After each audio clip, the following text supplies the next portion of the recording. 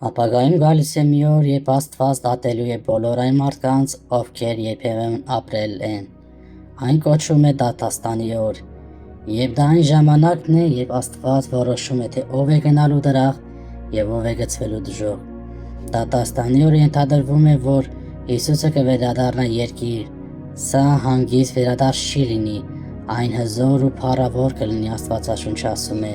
որ կլինի բարձր շեփորներ, ամբողջ աշխարհը կիմանա, որ Հիսուսը վերադարձել է։ Հիսուսը նմանվելու է երկինք եկած մի մեծ թագավորին։ Երկինքը կփոխվի, եւ բոլորը, որտեղ որ լինեն, կտեսնեն նրան։ Մարդիկ, ովքեր մահացել են, կվերադառնան կյանք։ Նրանք բոլորի հետ միասին, ովքեր դեռ ողջ են, կհավաքվեն Աստծո առաջ։ Դա այն ժամանակ է, երբ կսկսվի դատավճիռը։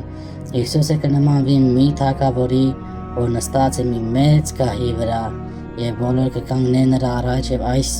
օրը հայտնի դառնա այն ամենին, ինչ մենք երբեմն արել ենք, ասել ենք կամ նույնիսկ մտածել ենք։ Ոչինչ չի թաքցնվելու, Աստվածաշունչը ասում է, որ գրքերը կբացվեն, այն թվում կյանքի գիրքը, որ ունի բոլորի անունները, ովքեր ընտրել են հետևել Հիսուսին եւ ապրել են Աստծո հաճելի ձևով։ Մարդիկ կդատվեն ելնելով նրանց գործունեություններից, եւ արդյոք նրանք որոշել են ընդունել Աստծո սերը ու նրա ներողամտությունը։ Նրանք, ովքեր հետևել են Հիսուսին եւ ներողություն են խնդրել իրենց արած սխալներ բաների համար, կհրավիրեն հավերժ ապրելու Աստծո հետ մի նոր կատարյալ աշխարհում, որը կոչվում է դրախտ։ Դրախտը նկարագրվում է որպես գեղեցիկ վայր, որտեղ չկա տխրություն, ցավ կամ տառապանք, բայց նրանց համար, ովքեր որոշել են չհետևել Աստծուն եւ հեռացել են նրա սիրուց, Աստվածաշունչը ասում է, որ նրանք կբաժանվեն Աստծուց եւ չեն կարողանա ապրել դրախտում։ Դատաստանի օրվա այս հատվածը տխուր է եւ հիշեցնում է, թե որքան կարեւոր է մտածել մեր կատարած ընտրությունների մասին։ Դատաստանի օրը արդարություն եւ արդարության մասին է։ Դա մի օր է, երբ Աստված ամեն ինչ կդարձնի ճիշտ։ Աշխարհի բոլոր սխալ բաները, ինչպիսին են ստելը, ուրիշին վիրավորելը, եսասեր լինելը, կլուծվեն։ Սա նույն հույսն է, որ շատերի համար,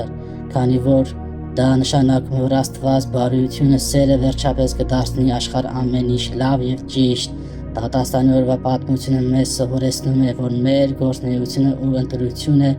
կարևոր է։ Դա հիշեցնում է ապրել բարի եւ լավ ձևով, ներողություն խնդրել, երբ հենց սխալ են գործում եւ հոգ տանել ուրիշի մասին։ Դա նաեւ պատմություն է Աստծո խոստման մասին ստեղծել նոր աշխարհ, որտեղ ամեն ինչ արդար է, խաղաղություն եւ սիրով լցված։